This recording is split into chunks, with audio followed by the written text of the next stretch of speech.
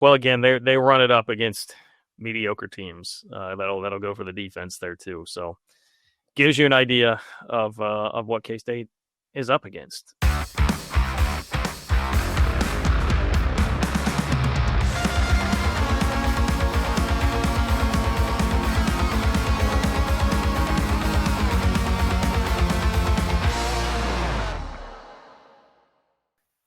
Hello and welcome into another edition of Three Ma. I am John Kurtz, joined by Derek Young and Cole Manbeck. We are previewing K-State and Utah. Today as the Wildcats head out west to try and get to 7-5 because we assume they'll beat Colorado. And we're pretty smart these days about what we're doing because Cole has a message that he would like to deliver to everybody. Holiday is going to have to wait, but for the detractors from the last show who said we were a bit too negative, frankly, I can understand their position. I get the criticism. But you guys lit a fire under Cole, and Cole has a message that he would like to deliver here, which is brought to you by Holiday Distillery, this specific message. I have no message for our listeners, John. I appreciate all of them. Off air, Cole said, in your face. Just Okay. Cole said we predicted exactly how that game would go in Stillwater and ended it with, yes, in your face. Now that DY has let the cat out of the bag.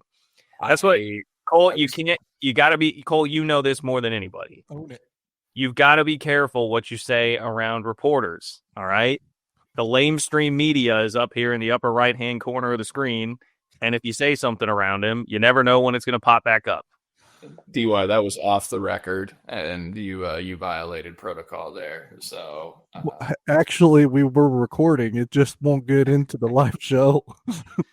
That is true. I do think that is technically on tape somewhere. I appreciate all of you. I was merely saying, I know there was a lot of people that were saying they were frustrated by the last show, and I was like, well, kind of told you what was going to happen. And I said, I did clap back on Twitter, and I probably shouldn't have to the people that said it. They're like, you guys don't care, da-da-da.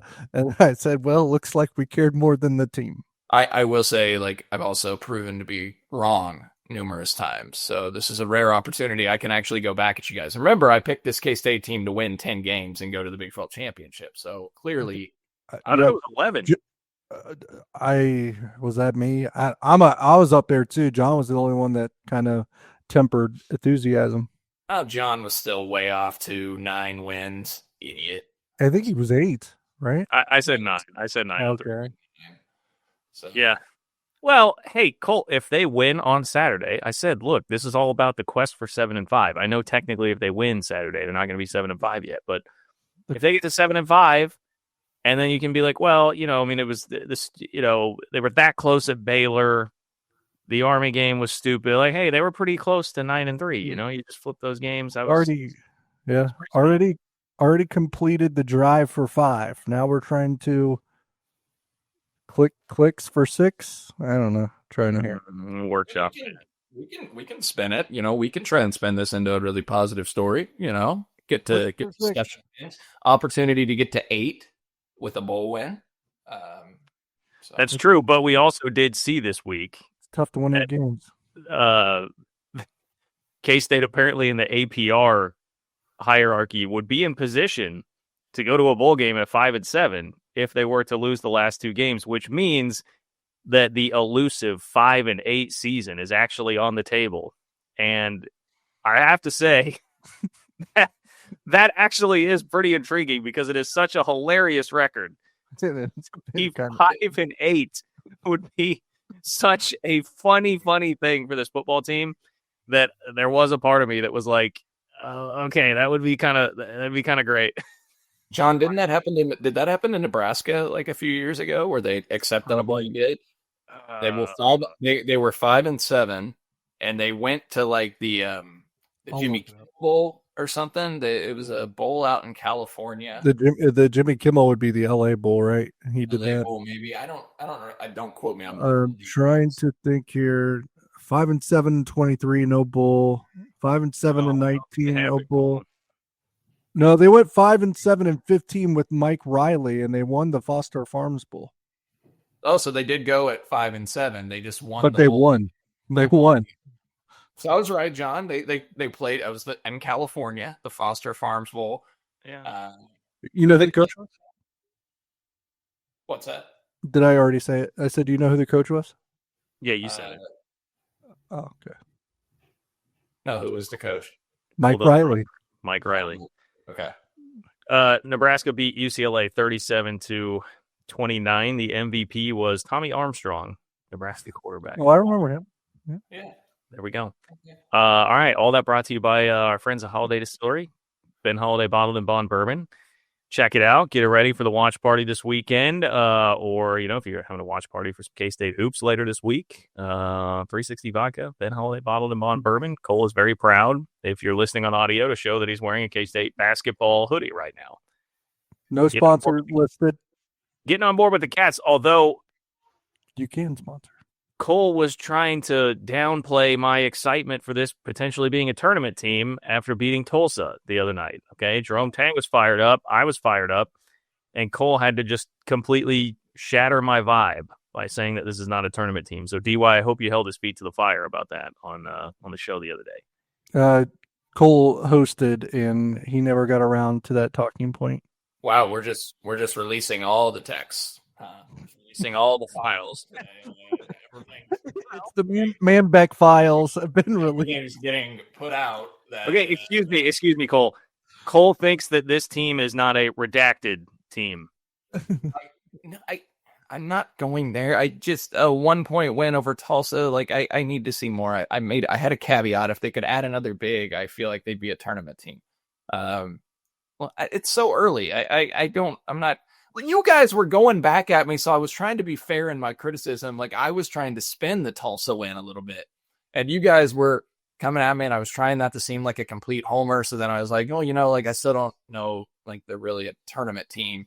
And now you guys are using it against me. I am the biggest basketball homer in the group text.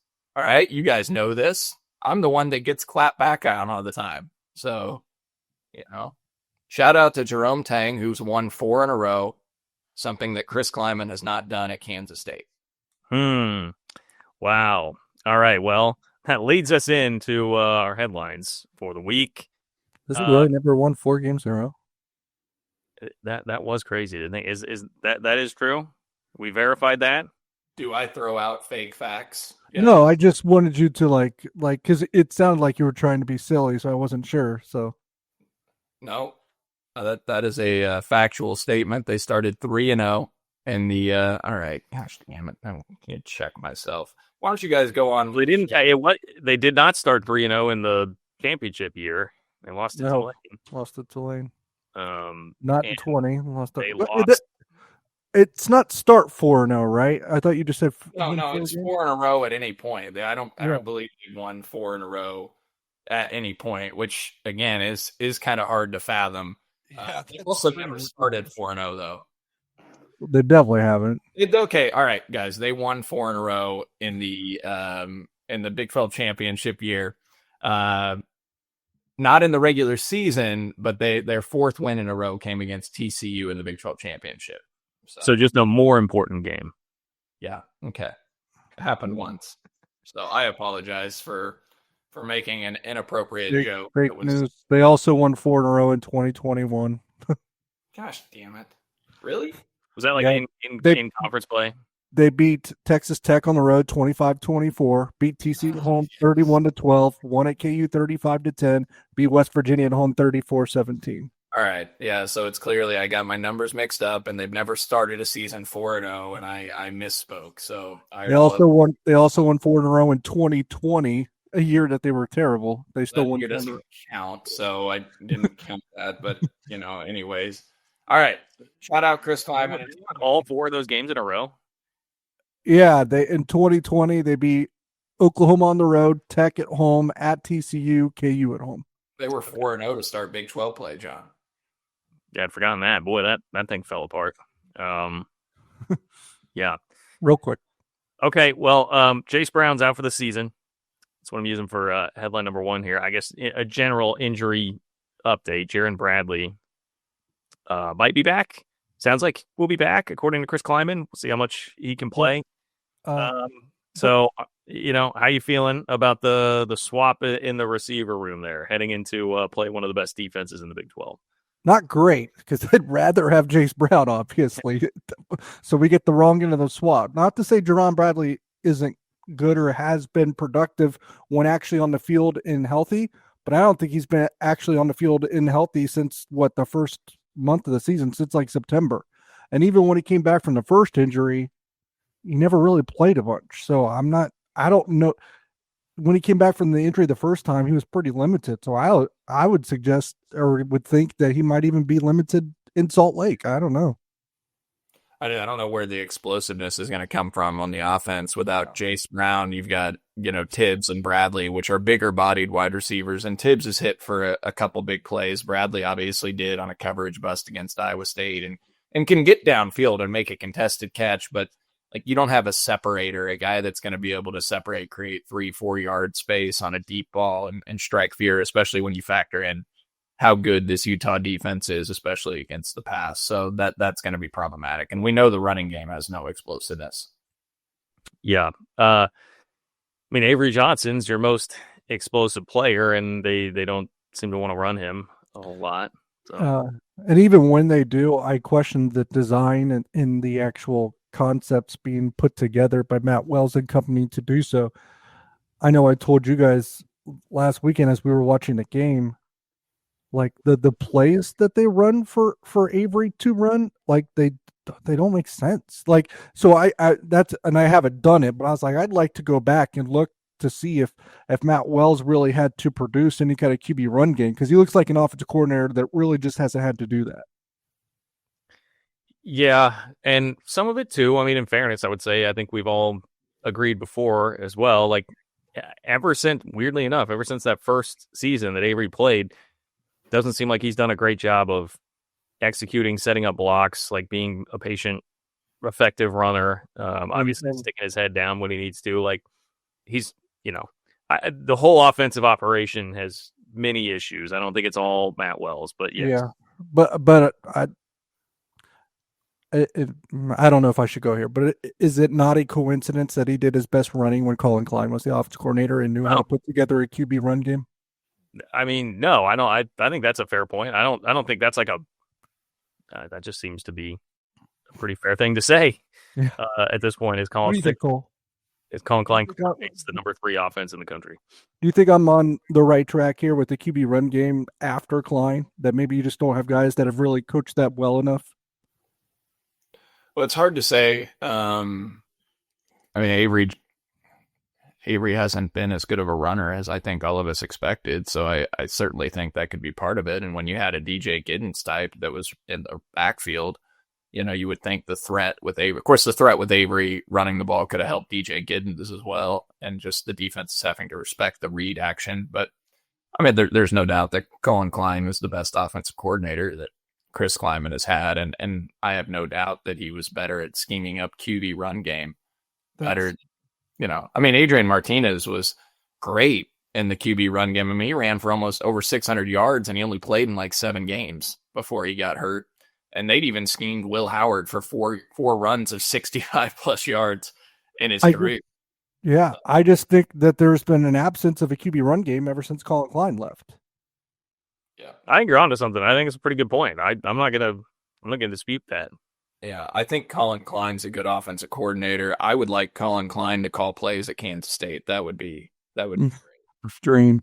Be able to experience that again would be nice. And I know there was some criticism of Colin at times and frustration when he was here too, to be fair, just because of the run game focus. I think people wanted to see some more creativity from an explosiveness from the passing game. But yeah, I would appreciate Colin Klein calling plays at Kansas State again. That would be the offensive coordinator is always going to be a target, right? That's like the first guy that fans are going to go after when they start getting frustrated about what's going on. All right, before we get to the next two, let's go ahead and let's take the first break. I think this next one is really, to me, more or less like the main storyline if we're talking about the actual game. But look, Chiefs fans, I know you're down. I'm down. But you can still be on the field at the 50 inside GEHA field for the official coin toss at a Chiefs home game this season. Visit Chiefs.com/GEHA now. Enter to win a chance to be on the field for a once-in-a-lifetime view of the pregame coin toss. Plus, you can score other exclusive prizes. Enter for a chance to win at Chiefs.com/GEHA. GEHA is the proud partner of the Kansas City Chiefs. And we're back in just a moment.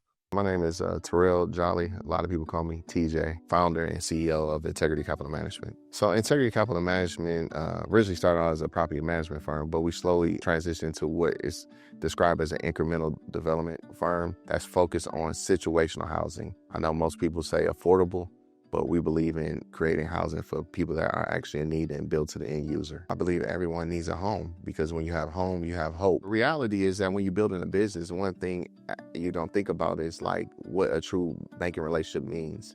And, I had the honor and privilege of meeting Debbie early on in my career when I was just trying to get going. And as a small business, it's really challenging at times because people don't understand the concept or not believe the longevity because you're just getting started. But Debbie was willing to take a chance on me, be patient with me. I almost look at it like a grassroots initiative. She's seen and believe what I'm about. Anybody that's really true about their business and want to get some things done, I would definitely trust hands down Emprise because Deb's team, along with Aaron and Jackie and all the amazing people that work behind the scenes, even from the treasury side, I would say, hey, give them an opportunity because you won't be disappointed and you will actually be in hands that actually somebody care and that will see you from start to finish. All right. I'm going to hold off on I won't make this the Alenko storyline because I don't think the main storyline about this game is what people are focusing on the most with K-State football right now. But as it relates to this game, I am pretty stunned. And I know that the storyline this week as well. Like K-State is hardly ever a double-digit underdog. This is crazy. They're a 17.5-point dog. I'm a little stunned that it's only 17.5. And that is not just us being like ultra negative about K-State, though if you do go down the roster, you're missing your two best offensive playmakers. No Dylan Edwards, no Jayce Brown. On defense, I would argue you're missing your two biggest playmakers, Toby Osensami, Austin Romaine, who's now out for the year. Like it's a very depleted team that's going to play Utah, and Utah is winning games by an average of 36 points per game this year. Now, they have lost 2 games, but when they win, they destroy you. They won every Big 12 game by at least 27 points. If you watch their win over Baylor on Saturday, that was the closest Big 12 game that they have played this year that they have won. Okay? So they just pummel people. They are a team that is built to destroy mediocre teams. I don't think that they're a team that's built to beat good to great teams, but they're a team that is built to destroy mediocre teams. And what do you know? K-State is 5-5, like literally the definition of it. So I'm pretty surprised that the line's not a little bit higher. Yeah, in the past, that's kind of been what Kansas State has been, right? Like, not always the greatest against the great teams, but they pummeled mediocre teams. That was almost a calling card. So it's almost like you get to play the Kansas State of the past. I don't feel good about this. Look, I'm going to preface this so people don't have an incredible amount of backlash because I know nobody wants to hear excuses. These are not excuses. I'm going to list some injuries that are probably going to play an impact in this game. It's not the reason why Kansas State is in the position that they are in. They're in the position that they are in because they were so bad at the beginning of the season and injuries didn't play a decisive role in those outcomes. But it could probably play a decisive role in Saturday's outcome because now that they are depleted. And some of it's just shutting guys down so they can be ready for spring ball. So they're almost mailing it in as well to an extent. But like no Austin Romaine, no Toby Osensami, no Gus Hawkins. You never had George Fitzpatrick, no Jayce Brown. Like I have questions about how much Jerron Bradley you're going to get.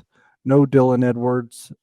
Your running backs, like Cole said it, I don't know where you get offensive explosion. There's a chance they don't score a touchdown this week.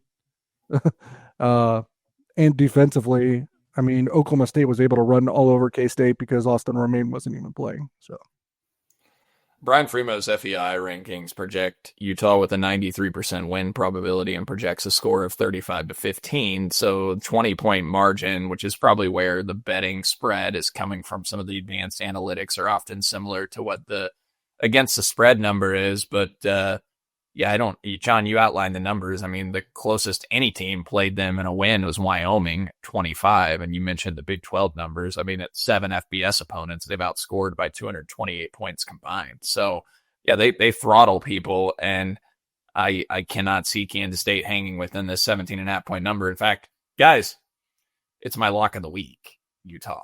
I'm just gonna go and tell you. I think it is the easiest money you can find this weekend. And that's not even necessarily a knock on Kansas State. It kind of is, but it's also just how good Utah is playing at home, playing in the altitude, etc. I fully expect Utah to dominate this game unless they just sleepwalk.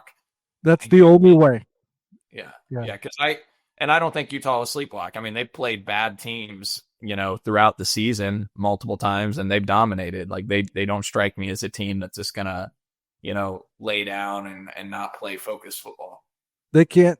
Well, they haven't sleptwalk all year. You're right. They put the hammer down when they play bad teams. John said it himself, but they also can't afford to sleepwalk because their position when it comes to the college football playoff and the Big 12 title hunt is that they have to get the style points here.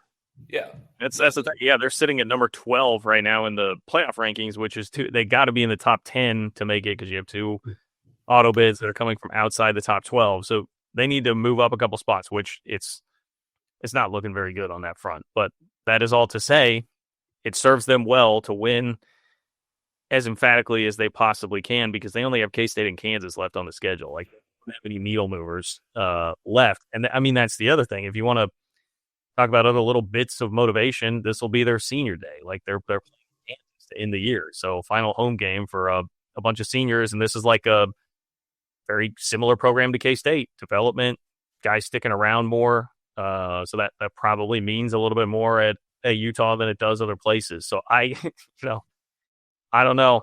I have a very, very hard time seeing the path to this being a competitive game, man. I don't know. I don't understand. The only thing I could see is a slow start, but even that won't stop it from being uncompetitive. Yeah. I mean, I get, and I know this has been brought up this week that Chris Kleiman is 3-1 straight up, like has won 3 of the 4 games in which he has been a double-digit underdog at K-State. They were all 3 Oklahoma games. But, I mean, Deuce Vaughn's not walking through that door. Like, all those, I mean, like I said, it's not an excuse for what happened at the beginning of the season that gave you put yourself in the hole that you are, but they're basically without like 5 or 6 of their top 8 players now. I mean, who that's still playing? Avery Johnson, but who that's still playing would you put in their top 8? Tibbs, probably. Is that it? Zayshawn Rich.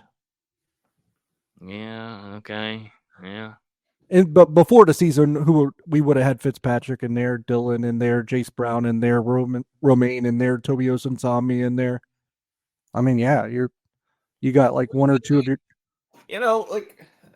Some of these guys were listing. Like, I don't think like Toby. Like, were they all that high on Toby? And now they're using Toby. I know, but I'm going off our expectations. I mean, I think you guys had Toby as the best defensive player on the team outside of Romaine going into the season. Well, we didn't have JB Bradley, as somebody that we hyped up either. Like, Yeah, and he is what? George Fitzpatrick's never started a college football game, and we're relying on the coaching staff telling us he's amazing, but we also have heard them do that with other guys and prove to be completely wrong. So, like, they've proven to be. I know that you're trying to shy away from the excuses. These aren't excuses, Cole. It's literally fact that they don't have a lot of their best players at this point. Yeah, I mean, I think now with Jayce, but before that's all I'm saying. But that's all I'm saying. I know, but before the Jayce injury, I don't think injuries are any sort of valid excuse. Nobody in this trio of conversation. I'm not trying to make an excuse for anything this season. I'm trying to outline the reality of the game that they're playing on Saturday. Like it's just in relation to the game they're playing. Don't get defensive about us trying to say something positive about football, Cole. Don't get your heart up too much about us trying to dare say something positive about the football program. That's not what's happening. We're just trying to say it seems crazy that they would keep this game close in any way, shape, or form. I literally prefaced it saying it wasn't an excuse for anything to happen before Saturday.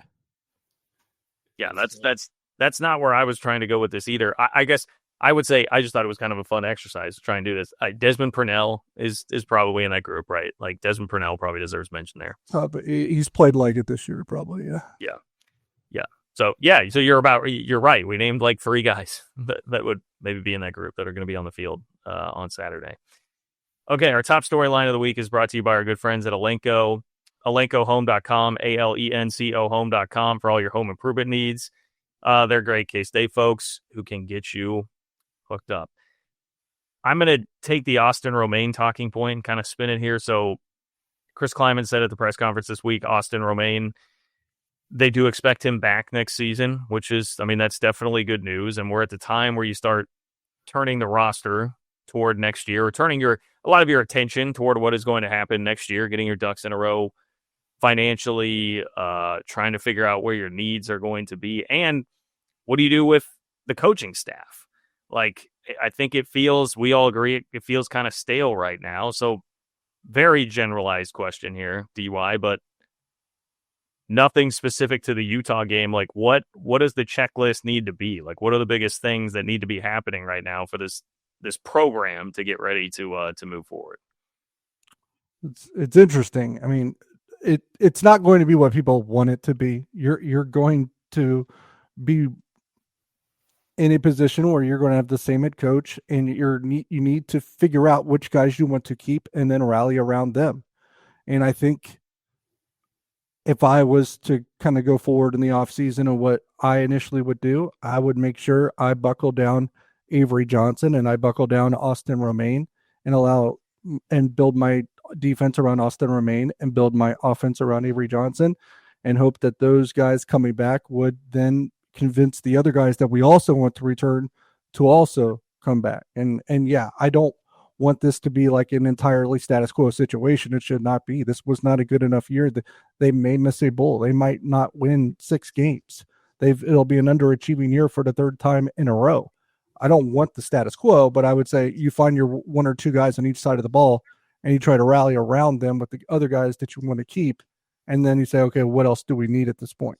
And obviously you're talking about needs, glaring needs in terms of like transfer portal or immediate help. To me, the ones that jump out are running back, offensive line, perhaps wide receiver based on who stays and who goes there. And then I think you continue to kind of beef up that defensive line as much as you can. I know that the interior of the defensive line is a large focus. Some of that's already been addressed. And then those are the ones that would stick out to me. And I'll say, like, I don't think that you can justify bringing back the exact same coaching staff when you go 5-5 or whatever the final record may be. Yeah, I definitely think you have to have multiple coaching staff changes and shakeups there. You also have to hire them, though, with capable, proven guys and not just, blah hires. Like, you got to be creative here. You might have to go outside of your coaching tree to get some people. And so we'll see what happens there. From a positional standpoint, obviously, I think Jayce Brown, to what you said, DY, I know you didn't mention Jayce specifically. The goal is Avery back can help get Jayce back. But I think Jayce Brown has to be a major priority too, because his coaching staff has not done well at wide receiver. And the fact that they basically only have 3 receivers that they can rely on, and they lose one, and then they've got nobody else that they can throw out there that's a big weapon. J.B. Bradley is going to be gone. He's out of eligibility. You got to get Tibbs back, and then Jayce Brown potentially. And then I still think you need to hit wide receiver hard. I'm just so tired of not having depth at wide receiver. Maybe some of these young guys, Larry Porter or somebody that hasn't played this year, can step forward next year, but I want to see depth there. I'm concerned about defensive tackle next year because, Damian Ilalio and Nusa Sayamalo are going to be gone. Now you got Malcolm Alcorn Crowder potentially back. He's got eligibility, so you got to keep him. And then you've got young guys that you're bringing in the 2026 class that probably aren't going to be able to contribute as true freshmen. So I think you got to attack defensive line. Desmond Purnell will be gone at linebacker, but they do like the young linebackers, right, in the program that are redshirting right now. So you might not, if you get Romaine back, you might not have to hit linebacker all that hard. Gabe Powers also has eligibility. We'll see if he could take a step. Safety, I'm trying to think, guys. So Maldonado will be gone. But who else? VJ Payne's gone. VJ Payne will be gone. Colby McAllister should be back. Kind of a bizarre thing this year where he just kept appearing on the injury report and never played, but was never declared out for the season. Logan Bartley, I would anticipate Logan Bartley being a starter next year. Yeah, no, me too. I think Logan Bartley has a bright future. So, yeah, I think to your point though, offensive line priority, running back huge priority, receiver. I think they got to get it at a lot of different spots. The one position that they might be able to hold serve on is corner, just because McIntosh, Fortenberry, and Rich are young. There has to be some development at wide receiver, because like you can't really expect to have all the funds in the world to go get. It's too expensive. It's too expensive at wide receiver. So you actually have to develop it a little bit too. And the only one that they have developed is Jayce, right? That's, I mean, the frustration of wide receiver is totally justified. Like there's been turnover at that one position on the coaching staff, and it just doesn't seem to really matter who it's been. It's just been, there have been little spots here or there of good development at receiver or plugging in a transfer. Like Cade Warner came in and had a surprisingly great season. Malik Knowles eventually got there by the end of his career. And now, Jayce Brown was a tremendous. I mean, that's what they got to do. Like they got to find more Jayce Browns, your 3-star recruit. Yeah. You pull into the program that turns into a guy who's a legitimate contributor, and there's not enough of that happening right now, because you can't. And I know some people would probably dispute. I'm sure there's some frustration with Avery Johnson out there, and people being like, "Is that really what you want to hitch your wagon to?" But again, it comes down to like, who else would you be able to get out there that isn't going to totally break the bank? Not that Avery really won't. He's going to be expensive too. But when you got that guy in house already, I think you do probably have to build around it. But that's some of the issue with receiver then. Yeah, like receiver, man. How are you going to... You can't go bring in 3 new receivers that are going to be really good. Like you can't go get 3 studs. That's not going to happen. So you do have to develop some internally, especially when, by the way, I know running back's a little bit cheaper, but you do need some good running backs. You probably need like 2. If you could go out and get James Gilbert, Jordan Brown, like something like that, even what they did in 2019, I think would be huge. And then, I mean, I hate to even bring this part up too, but on the coaching staff, completely with you guys, there needs to be turnover, but money is what I worry about there too.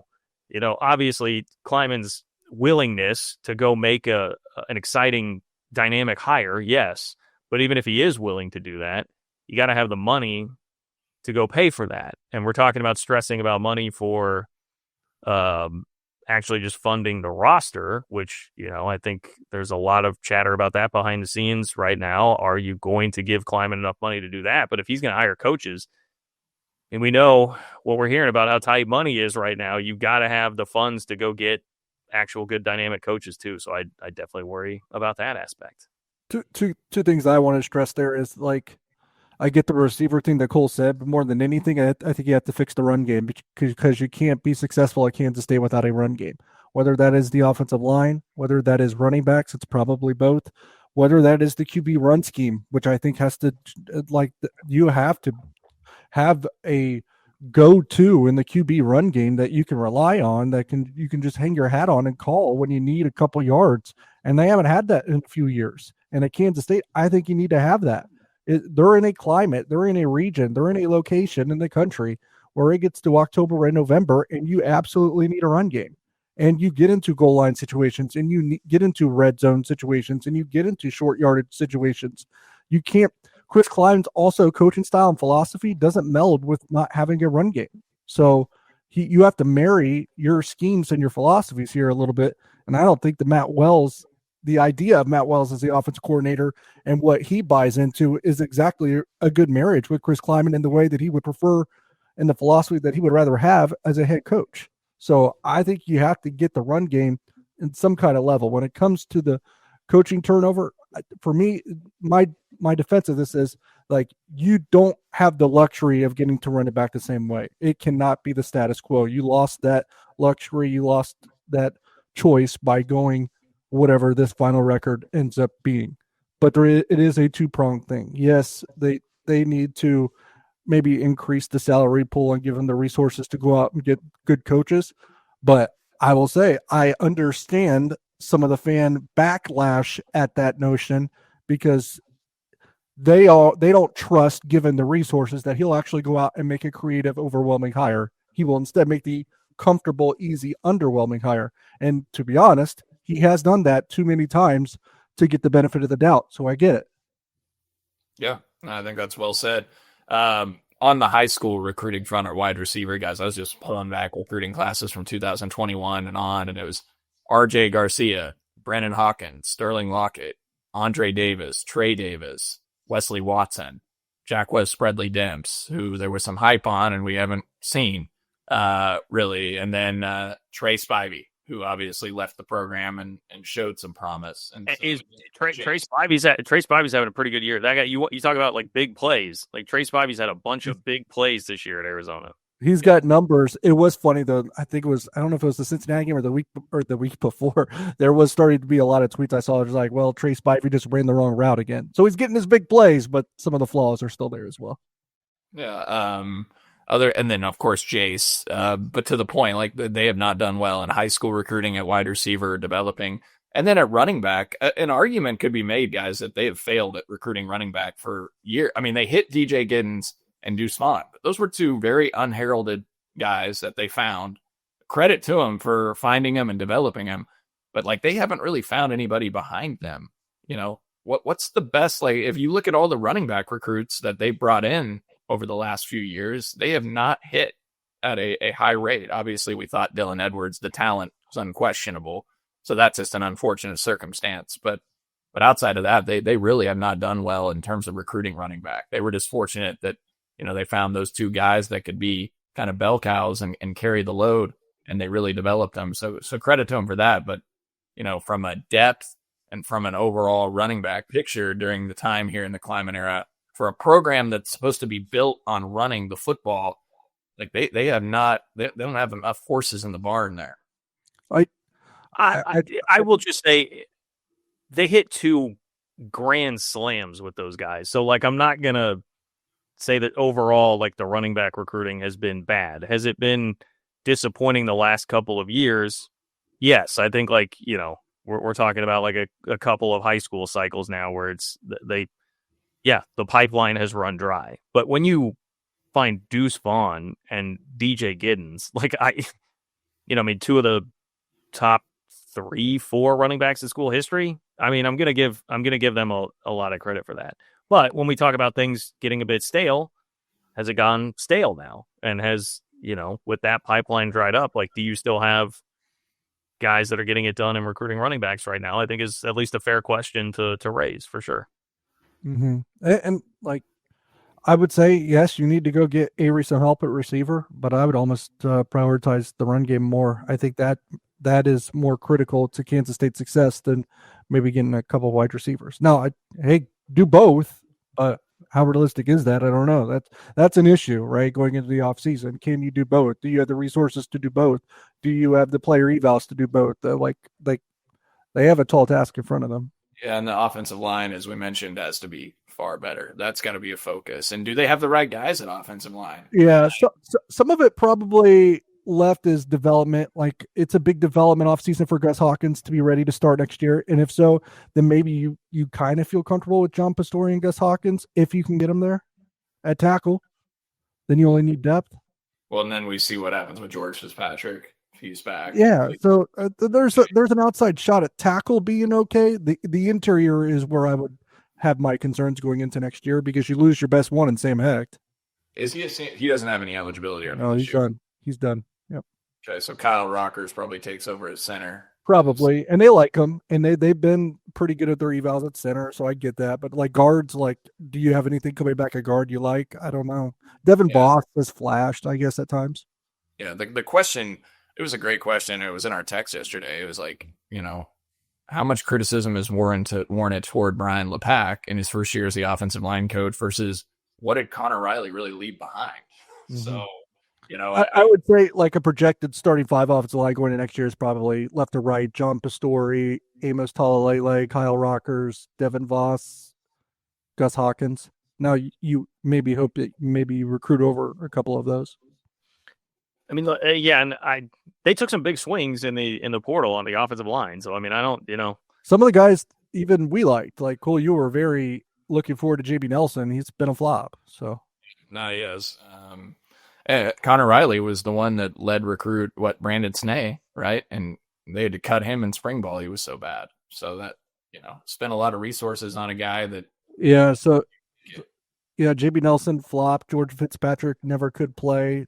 Brandon Snee had to cut. I mean, they like some of it out of their own control, but like the guys they landed were not good enough or couldn't play really. Hardly played. Tarantino's is Talalele's young. He was just a redshirt freshman, or I think so. Some of that makes me feel a little better. Maybe there's something there. Yeah, I mean, he probably needs to get his weight down. So there's a little bit of that too. But like, and Cole, you know this, like your money goes as far as it goes when it comes to the transfer portal. Like, if you want better players, you also need more money. I know you got to coach them up still, but there's a part of that too. Well, yeah, you're not going to be able to Texas Tech this thing every offseason. So like you got to develop. Yeah. You got to develop. That's got to be some of the answer. So yeah. You got to probably have a little bit more resources to get better players, but you also have to develop. Yeah. It's not going to be a Texas Tech situation. But you got to get a combo. Yeah, it's got to be, you have to have some synergy with it. Okay, let's take a break, come back, and we'll get to the rest of the Utah preview next. Hey, what's happening, people? Ben Heisler, KCSN betting analyst. We got some thoughts on the Wildcats matchup against Utah out in Salt Lake City this week. I don't know why I said it Salt Lake City. 17.5-point dogs are the Wildcats this week. What does it all mean? We'll get to that coming up in just a minute. But before we do, we didn't see a lot of touchdowns last week, but you got to know, we've talked about it for a long time now. If you're asking me what my favorite touchdown is, it's the next one. And that's because of DraftKings Sportsbook, an official sports betting partner of the NFL. Every touchdown could bring you closer to cashing in, whether it's a first touchdown score to an anytime touchdown prop or the thrill of live in-game betting. Every snap remains loaded with opportunity. And the best part is new customers who bet just $5, if your bet wins, you get $300 in bonus bets instantly. So I mentioned the large point spread. The Wildcats only putting 14 points on the board at Stillwater, back on the road again this week at Utah, 17.5-point dog on the road with a total of 52.5. Now, this might surprise a few of you because I think you're looking at a K-State team that has had some issues and missing some playmakers on offense, but I like the over in this game. Let's start with what we know about Utah. When they win in dominant fashion, right? So got 8 wins this season by 25 points or more. They've outscored their opponents by an average of 25.5 points. They also have the 10th best ranked defense in terms of points per game. But Chris Kleiman said something that I thought was really interesting, that it makes me wonder if they're going to have some new tricks up their sleeve or just kind of sling it out and let K-State just have a little bit more fun with their offensive system this week. He always mentioned that they seem to surprise when they've been counted out this year. They said they're really going to kind of just let loose in this game. I'm not saying this is going to lead to a win in Utah. I'd be very surprised to see that happen. But I do expect their offense, who played really tight last week in Stillwater, knowing that Oklahoma State's had just a dreadful season. They couldn't seem to get anything going. We know it's a week-to-week league. I expect that offense to get back on track. And listen, I think the line is also telling us what we need to know here. Right? If we all think K-State's offense is not going to get anything done and Utah is just going to blow them out of the water and they have the 10th ranked defense in points per game, this line should be closer to mid to high 40s, but it's not. It's at 52.5. So I think this is the sports book and DK saying, please take the under. We know that's going to be the popular play. And so I think the Sharps are going to start to move this line a little bit further in the other direction. So I do think the over is in play. Give me the over 52.5 for K-State and Utah this week. So if you decide to play it, if you decide to fade it, the choice is yours. But what you should do is download the DraftKings Sportsbook app, use the code KCSN. That is code KCSN for new customers to turn $5 into $300 in bonus bets if your bet wins. DraftKings Sportsbook and KCSN in partnership with DraftKings. The crown is yours. Gambling problem? Call 1-800-GAMBLER. In New York, call 8778-HOPE-NY or text HOPE-NY to 467-369. In Connecticut, help is available for problem gambling. Just call 789-7777 or visit ccpg.org. Please play responsibly on behalf of Boot Hill Casino and Resort in Kansas. Pass-through of per-wager tax may apply in Illinois. You must be 21 plus. Age and eligibility varies by jurisdiction. Void in Ontario. Bet must win to receive the bonus bets, which expire in 7 days. Minimum odds required. For additional terms and responsible gaming resources, see dkng.co/audio. Limited time offer.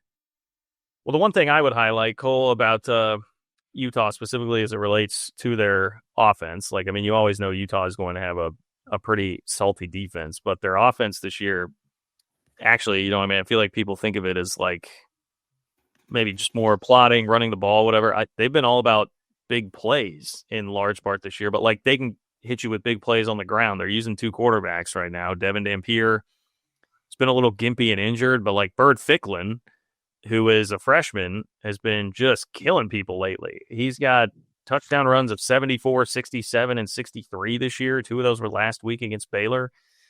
So that is one thing I will highlight to watch out. If you are susceptible to giving up big plays on the ground, Utah can absolutely make you pay with that. Yeah, I mean, 81 rushes of 10 or more yards, most among Power 4 schools, number 3 nationally, 24 carries of 20-plus yards, that's 7th most in the country, and I'm sure to your point, John, numerous 50-plus yard carries that I didn't even pull. They run the ball on 60.5% of their plays. That's the most among all Power 4 schools. They've rushed for at least 226 yards or more in 9 of their 10 games. Only Texas Tech held their ground game down, limited them to 101 yards. They've also averaged 5 yards per carry or more in those 9 other games outside of Texas Tech. 6.2 yards per rush against FBS opponents. That's number 2 in the country. 7.3 yards per rush over the last 3 games. That ranks number 1 nationally during that time. 279 yards per game on the ground this season, number 2 in the country. And that's ultimately led to one of the more efficient offenses in the country. 3.35 points per drive, number 9 nationally, number 1 in the Big 12. Number 8 offense in the FEI rankings of Brian Fremos as well. They're number 5 in the country in net points per drive, just behind Texas Tech, who's number 4 nationally. Look, when you look at K-State's run defense, allowing 4 yards per carry on the season, ranking 45th in the country, they shorted up a decent amount during a stretch. They allowed 5.1 yards per carry to Oklahoma State, the most the Cowboys had versus an FBS opponent this season.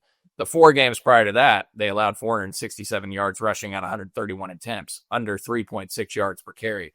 Obviously, the concern you have is the first game without Austin Romaine, you allow a bad Oklahoma State rushing attack to average a season high versus their opponents in 5.1 yards per carry. And now you're facing one of the nation's toughest rushing teams, and you don't have your middle linebacker in Austin Romaine, whose strength is stopping the run. Wayshawn Parker, 736 yards on the ground, 7.2 yards per rush. Devin Dampier, quarterback, 543 yards, 5.3 yards per carry. And then you mentioned Bird Ficklin, the freshman quarterback, John, 301 yards, 9.4 yards per carry. Naquari Rogers, 372 yards, 4 yards per carry. Daniel Bray, 7.3 yards per rush, 256 yards on the ground. They have 7 guys with over 100 yards rushing, 3 guys with 90-plus carries, nearly 2,800 yards rushing on the season. When you look at the passing attack, 57th in the country in pass efficiency offense, 84th with 6.9 yards per pass attempt, only sacked on 3% of their dropbacks, the 9th lowest mark in the country because of the mobility of Dampier and then Ficklin as well. K-State's forced 24 turnovers. Of course, that's the 4th most in the country, but Utah has only turned it over 10 times this season. That ranks 24th nationally. Utah, number 4 in the country in third down conversion rate at over 53%. And guys, they've scored touchdowns on 25 or 35 of their 44 red zone trips, a mark of nearly 80% that leads all of college football. K-State, number 28 nationally, allowing under 53% touchdown rate on red zone trips. They've also put up over 400 yards of offense in 8 of 10 games Utah has. You want to breeze through the defense? Yeah, number 10 in the FEI. Defense, always a calling card of Kyle Whittingham. 1.35 points per drive allowed, number 8 in the country. For reference, Texas Tech, number 2 nationally. 5 yards per play allowed, 25th in America. I was surprised they're allowing 4.1 yards per rush, which ranks 57th in the country. I thought they'd be better there. But tremendous against the pass. 6.1 yards per pass attempt, number 14 in the country. Number 6 nationally in pass efficiency defense. Last 3 games, opponents have completed 53 of 122 passes, just 43%. They've held 7 opponents to 166 yards or less through the air. Only Baylor, Texas Tech, and Cincinnati went over 200 passing yards. They sacked their opponents on 8% of their dropback attempts. That ranks 14th in the country, number 1 in the Big 12. For reference, Texas Tech, who has an elite pass rush, number 27 nationally with a 7.5% sack rate. 13 turnovers forced, only 56th in the country, so haven't been great there. Only allowed 17 total scoring trips when opponents enter the red zone. 5th lowest mark nationally. The 11 touchdowns allowed inside the red zone, always also the 5th lowest in the country. That's a good stat. Their sack rate actually better than Texas Tech. That's crazy. Well, again, they run it up against mediocre teams. That'll go for the defense there too. So gives you an idea of what K-State is up against. Some quick hitters for you. It's going to be very apropos to the conversation that we were just having, actually. That took off a little bit more than I anticipated it to, but over under, DY, we'll start with you, over under 2.5 new coaches on the staff next season. Full-time staff. Over. I think Kleiman obviously is staying, and I think he's going to have to probably prove a point. And not saying that you'll love the replacements. I don't have a lot of faith there, but I think that there'll be more than – I think there'll be at least 3. Yeah, I'll take the over as well. Yeah, that's what I was going to say. I certainly hope it is the over, but we'll see. I understand why you seem pretty convinced that it's going to be over, DY. I still am. I hope it happens. I'll just say I'm still skeptical. I think your number was right. I think there's a universe where it's 2. I don't think it'll be less than 2, but I think there's still a universe where it's 2, which is probably not satisfactory. I get it. Yeah. Which room, if you could choose one or the other? Like, let's say I'm going to tweak my question a little bit here. I give you a magic wand. You can say poof, the running back room is fixed, or poof, the offensive line room is fixed. Which one would you take? Offensive line. I take offensive line because it impacts multiple facets of the game. And obviously you still have Avery Johnson at quarterback to be able to run the football too. So offense and they can make average running backs look fine. The other thing is, and maybe this wasn't as good a question as I thought. The other thing is offensive line is probably going to be trickier in the portal. Like there should be a bunch of, if you scout well, you should be able to go find some productive running backs in the portal. It is, and I know that they lost some battles for running backs in the portal to Ohio State, Texas Tech. A guy went back to Arkansas, a couple of those. The fact that the best they could get was like a Gabe Irvin or Antonio Martin was quite the indictment. Yeah. Yeah, there's a tier in between those for sure. I don't think they chose to do that. I think that's just they were not good enough at their jobs, and that's what they had to settle with. I don't, because they were seeking better than those and just didn't land them. Yeah. There is a tier in the middle of that. You're right. Who would you rather have at quarterback next year? Avery Johnson, Devin Dampier, or Bird Ficklin? All of whom have eligibility. For balance purposes, because I still think Avery Johnson's a better thrower than both of those. I put Avery Johnson on this Utah team. What's it look like, right? I don't know. Yeah, I mean, obviously, talking about offensive line, Utah's got 2 stud offensive tackles, potentially the best offensive tackle in the NFL draft for 2026. So I think I would still take Avery Johnson. To DY's point, I think Dampier is still too much of a runner. Bird Ficklin, I think, has high upside. I just haven't seen enough, to know what that is. But and he's more run heavy than even Dampier, at least at this stage. Well, the way that they're using him, but he's again a true freshman, so I think, and he threw a pass or two. Yeah, he did throw a pretty nice RPO last week against Baylor when I was watching him. So I don't know.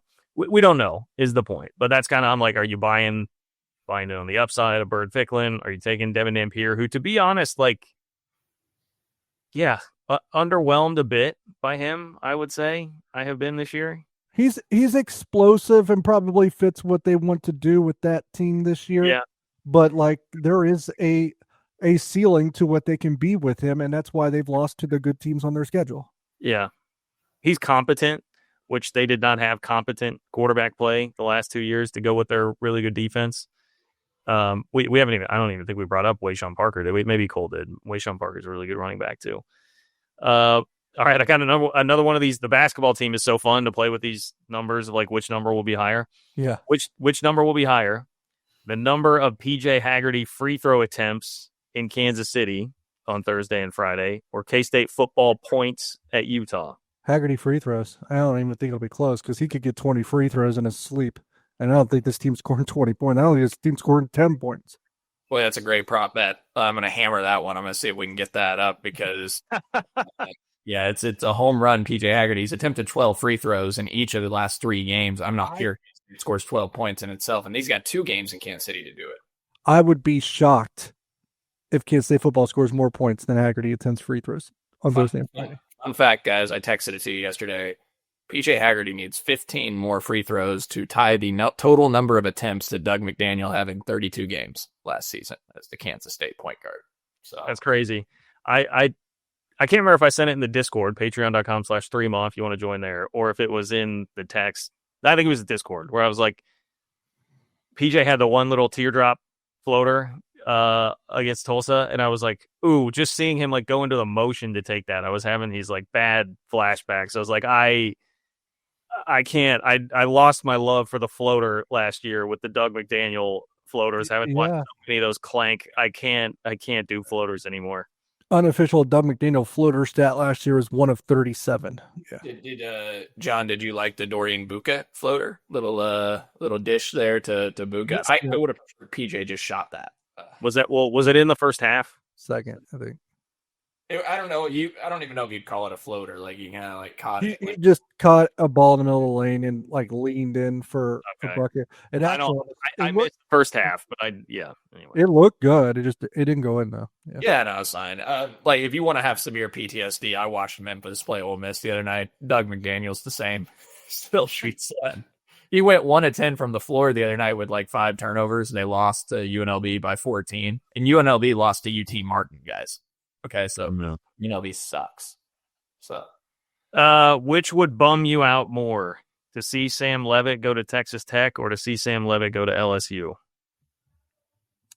Tech, because like I'll be honest, like all the love affair for Texas Tech has been valid and earned and deserved. But like I have so much envy and jealousy of them at this point that I couldn't even watch the College Game Day that was in Lubbock. I just couldn't bring myself to do it. So yeah, it would be more painful and frustrating for him to go to Tech. And I get the whole like, well, we want the Big 12 to be a good thing, but man, it is like it yanks at my heart to see Texas, because Texas Tech hasn't been good at all for like the last decade, and Kansas State was always better than them. And out to see them that far ahead of Kansas State, it's crushing, to be honest. Yeah. Texas Tech they really love their injured quarterbacks, huh? Like they're going to take a flyer on that. That's a good point. I don't know, Cole. I don't know. The reason I bring this up, Sam Leavitt, the report from Pete Nakos, the On3 crew. All right. So if you trust these On3 people, I don't know if you do, but if you do, Pete Nakos says that Sam Leavitt doubtful to return to Arizona State. Now, his brother, who's managing him through CAA, came back and was like, no, we haven't made a decision yet. But, I mean, clearly there's a decision to be made, right? He might leave. Yeah, I was going to say his brother kind of exposed the fact that it's definitely in consideration. Yeah, right. So who knows what's going to happen there. But then Texas Tech fans immediately started running to, all right, like this guy's a Red Raider. And just knowing what we know from behind the scenes about how Texas Tech is approaching throwing big numbers around to players already this offseason, I was like, well, that would sure make sense. I will say when I did a live stream about it on my YouTube channel, like Cole, I did have Tech fans that were like, I don't know, our guys say that we're not after him. So maybe that is a part of it, that they're like, hey, we don't want another injury-prone quarterback. But Leavitt, from a talent and accomplishment standpoint, would probably be the best quarterback in the portal this offseason. There is a world out there where Tech's dangling some money at some Big 12 players in hopes that those Big 12 schools will end up paying them even more and not have enough to spread around to the rest of their roster. Yeah, well, that's smart strategy. That could work too. I mean, we've had this discussion before, kind of just through text. Like, I think we all idolize the way Sam Leavitt plays and love watching him. But the argument could be made: is he too reckless, like with how he puts his body on the line and the longevity aspect of it? The counterpoint I would say to that is he kind of had to this year. He didn't have Cam Scattaboo, so it was like him and Jordan Tyson. Like that was the team. He had to do it. If you put him on a roster that's stocked with other guys, he could probably be less reckless. It's like a lot of these teams can't find that middle ground. Like we're saying maybe Arizona State's doing that too much with Sam Levitt, and we're saying that Avery doesn't do it enough. Yeah. There's a sweet spot for sure. Finally, tired or wired? Lane Kiffin using the Ole Miss bye week to visit Baton Rouge and Gainesville, and then troll Ole Miss fans on Twitter by showing pages of a book that he's reading about making a big decision. He also followed the Louisiana governor on Twitter, which is funny. He certainly is someone that's going to continue to love the attention. This is in his wheelhouse.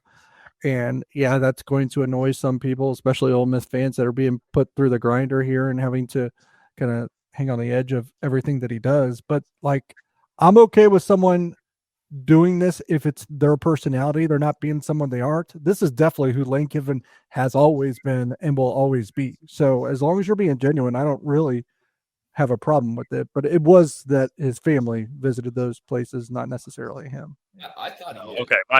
My bad. Sorry, Lane. I thought he kind of matured, though, in Oxford by the way he talked about Ole Miss and how he kind of found himself and he's happy there and his family's there. And, he gave up drinking, et cetera, and, made all these lifestyle changes. I guess I thought I know he still trolls, but I'm surprised he's doing this to Ole Miss fans.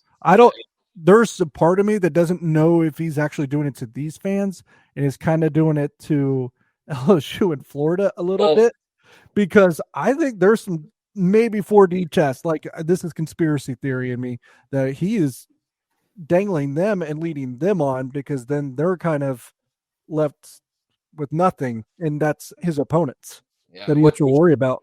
Yeah, which would be funny, but I mean, the Ole Miss fans don't know that, and they're in the midst of their best season, and who knows how long, and you've got a playoff berth that you're working toward. Like, it just feels like unnecessary distractions and your best season there. Everything you built toward to like put it at risk with distractions with your players and stuff like that. That's the part that would. Yeah. Although that interview I saw, it was on the McAfee show with him and his running back Keelan Lacey. I don't really get the sense that the players really are distracted by it or affected by it. Yeah. Like they're like, I don't think these types of things are any more a distraction anymore, to be quite honest. I think it's wired. I love it, but I'm not an Ole Miss fan. So yeah, that would be emotional for them. I get it. Yeah, I can understand the frustration. And hey, I love the Egg Bowl more than that. Might be my favorite college football game that's played every single year. So if it's going to give us a more entertaining Egg Bowl, then Lane, my friend, tweet it up. Tweet it up, buddy. He can lose that game and still go to the playoff. It used to be, John, but now that they moved it off Thanksgiving night, I hate that. So I do hate that aspect of it, but yes, it was better when it was on Thanksgiving, but I still love that game. It's on Black Friday, at least this year. It's a little better. Yeah, it is. It's like 11 a.m. Black Friday, I think. So, yeah, look, if an Ole Miss wide receiver imitates a dog peeing in the end zone, you get 6 more weeks of Lane Kiffin and at Ole Miss, I think is what happens there. Lead pipe block of the week. I am now 6-4. Cole and I took the easy money in the Big 12 last week, which was the 2 Utah schools cleaning up on the 2 Texas schools. So I'm 6-4. DY missed on Duke. He trusted Manny Diaz. Not wise. DY is now 5-5 along with Cole. So they're a game back. Yeah, Duke sucks. I don't know if I so much trusted Manny Diaz. I was fading Virginia, but apparently they're going to do things this year. Cole has already unveiled his pick. It is Utah minus 17.5. That's a great pick. I'm taking it too. I'm not going to allow you to be the only one to take that. Like, it is, as I was looking through the board, there was one other game that I was like, I think this would probably be a good bet, but it's that. I don't know this. If the other one I found is like a 3-unit play, I mean, Utah's like a 5-unit play. I've got to do Utah minus 17.5 as well. What are the standings? Because I'm trying to win this thing. Yeah, you're down by 1. You and Cole are both down by 1. Yeah, so So John picking the same game as Cole actually hurts Cole's chances. So I don't know if Cole wants to come off Utah now if he was trying to win this. No, I'm gonna come on Utah. I'm gonna stay on Utah. I'm out. That Discord, do your thing. Yeah, but Cole, aren't you trying to win this pick'em? I've got another week or two, right? Like we've got one. We got to. Okay, well, You got one. So the best you can do is tie if you pick the same game as Kurtz. Well, I'll shoot for a tie. So. Oh wow! So that is your attitude. I can't. I gotta take guys. I gotta take Utah here. Like this is a lock. I personally think John shouldn't be allowed to take it. I already gave the pick, but fine. And I'm taking Utah to win the game, 45-10. No, you know what? For the sake of entertainment, Cole. All right, Utah. I don't want to talk you out of it. No, for the sake of entertainment, I'll give you my other pick. It's Maryland plus 13.5 against Michigan because Michigan does not blow anybody out. Go look up and down their schedule. They have not blown anybody out, and they'll be looking ahead to Ohio State, and this game is on the road. So I think it'll be a pretty close game. You think the Maryland players are pumped that Mike Loxley's coming back? Anyway, no.